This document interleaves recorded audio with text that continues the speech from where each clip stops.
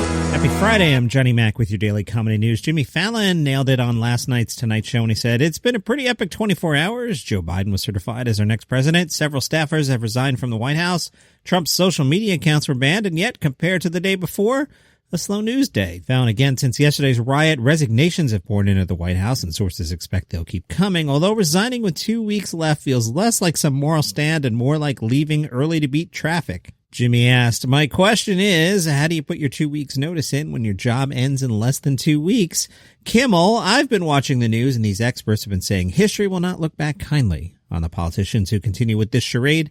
As if those people care about history, those people don't even care about climate change. At this rate, we'll be lucky if we even have a history for them to be ashamed of." Standing O, high five for me for that one, Kimmel. Kimmel again. "This marked the end of the longtime romance between Trump and his golden gram, Lindsey, who used his time before the Senate to issue a very public breakup."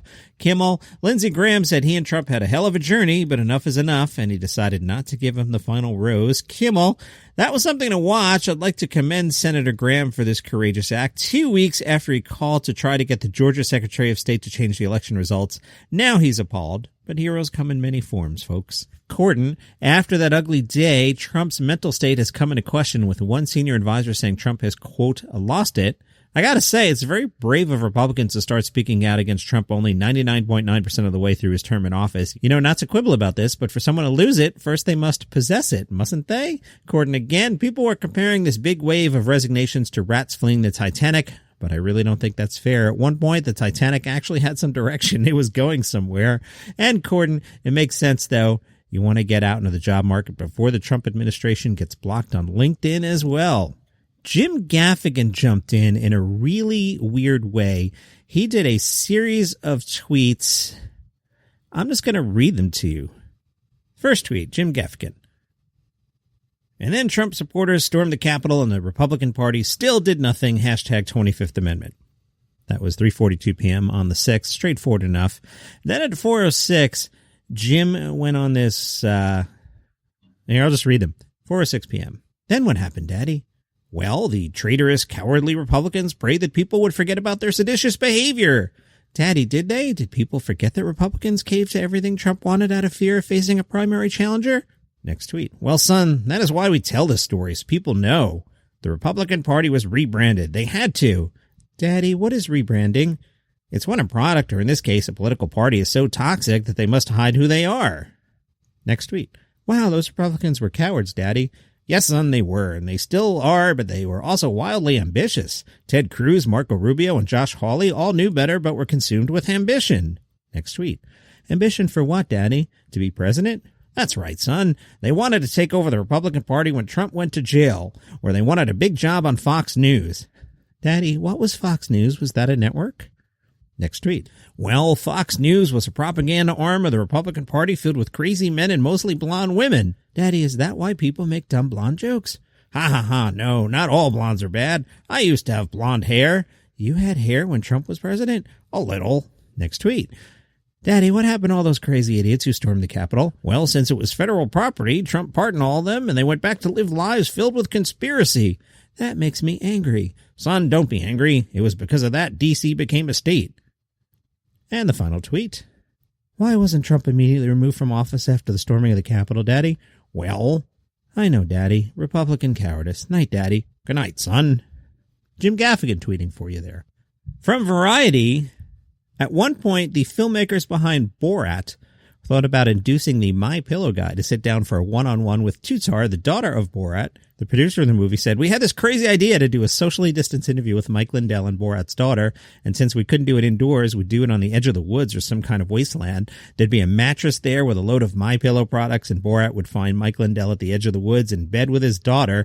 The MyPillow guy would then have to explain what the hell was going on. That was just one harebrained alternative to the scene that ended up in the movie. The scene that is in the movie is the one with Rudy Giuliani. Other possible targets, according to this article, included Donald Trump Jr. The producer said, "In sort of like a crazy pipe dream world, Giuliani would have been Donald Trump. But we had 20 to 30 people in the Trump universe that could have been the subject of the interview. And with the possible exception of Trump himself, Giuliani was the one we wanted most." Sacha Baron Cohen sat down with Variety for a cover story on his life and said, "This is an absurd movie to write down. The screenplay for this was ludicrous. We had a table read where we got comedy friends and wrote in lines for the real people with what we hoped they would say. Our friend said, 'This is great, but it's obviously impossible to make. You're going to end up with Rudy Giuliani or Don Jr. and Borat's daughter goes to sleep with them and Borat runs in to save her. This is an impossible movie to make.' As for Giuliani, Baron Cohen said, 'We felt we had to get somebody right at the center of Trump's circle to show the misogyny at the heart of Trumpism. Part of the reason we felt it was so important to do that was we knew that women would swing the election. We felt like if we could make this really funny movie that reminded people that this president was outwardly a misogynist and everyone around him was proud of their disrespect for women, it might compel some women, even if they were Trump supporters, to maybe reconsider. I felt like I had to be able to look myself in the mirror on November 4th and say, I did what I could to stop the disintegration of democracy and stop this slide into authoritarianism.'" Heavy show, huh? Let's lighten the mood from sickfeeds.com.au. Brian Posehn has released a new video for his song, New Music Sucks. Love it. The metalhead comedian sings, "New music sucks, new music sucks. It really, really sucks. Holy S, it sucks." The song begins with Posehn interspersing the hook with a bunch of artist names like One Direction, Imagine Dragons, Katy Perry, Lady Gaga, and Drake. Eventually, he kicks up the song a notch after realizing there are newer artists he could be ripping on. The song enters its metal phase before he names Halsey, the Chainsmokers, Cardi B, Ariana Grande, Kanye West, and DJ Khaled. The video has appearances from Weird Al and Patton Oswalt, so right there I'm in. Meanwhile, Fall Out Boys Patrick Sump and Joe Troman also get rinsed, and they helped Brian Posehn out on the song. Sounds a lot of fun. It is called New Music Sucks, and it is from his album Grandpa Metal. Chris Rock was self-reflective on CBS Sunday Morning, saying, "I learned that I could be very hard on myself, like really, really hard on myself, and I need to relax, and I need to listen. I need to take chances. Sometimes I wasn't kind, and sometimes I wasn't listening, and sometimes I was selfish, and a lot of times, and sometimes, I took advantage of circumstances and positions of, just everyday things, and, it's ultimately, who do you want to be?" And from plantbasednews.com, your home for comedy news, a leading plant-based meat brand has set up a comedy helpline for Brits struggling with Veganuary. I'm not even doing that again. I think we're combining veganism with January and Veganuary.